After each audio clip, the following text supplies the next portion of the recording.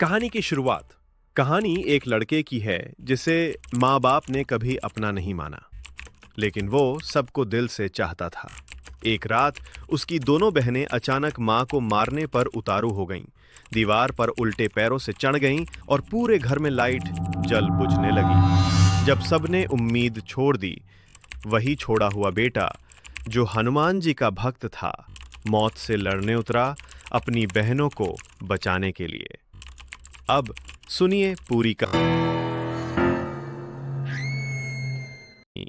एक गांव में एक औरत रहती थी। उसके दो बेटियां थीं।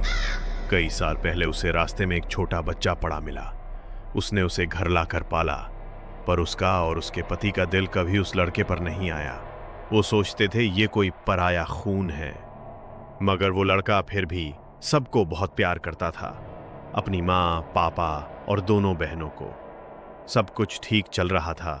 फिर एक रात, आधी रात का समय था, घर की लाइट अचानक ऑफ हो गई, फिर अपने आप फ्लिकर होने लगी, कभी जलती कभी बुझती। माँ उठकर देख ही रही थी कि दोनों बहनें अजीब आवाज में बोलने लगीं। उनकी आवाज किसी बूढ़ी औरत जैसी भारी हो गई थी।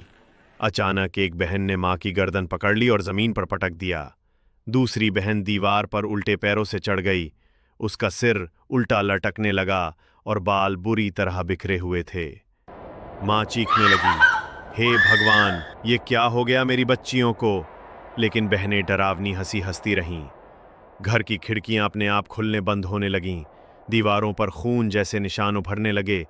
माँ और पापा दोनों रोते हुए चिल्ला रहे थे। तभी दरवाजा तेज आवाज से खुला। वो छोड़ा हुआ बेटा अंदर आया। उसके हाथ में हनुमान चालीसा थी। उसने जोर जोर से पढ़ना शुरू किया, जय हनुमान ज्ञान गुण सागर। बहनें चीख चीख कर बोलने लगीं, रुक जा, रुक जा। मगर वो लड़का नहीं रुका। उसने बहनों पर गंगा जल छिड़का।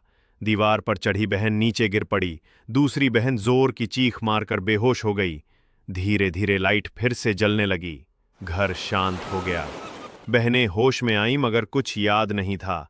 माँ बाप लड़के के पैरों में गिरकर बोले, बेटा, आज तूने हमारी बेटियां बचा लीं। हमने तुझे कभी अपना नहीं समझा, पर तू ही असली बेटा निकला।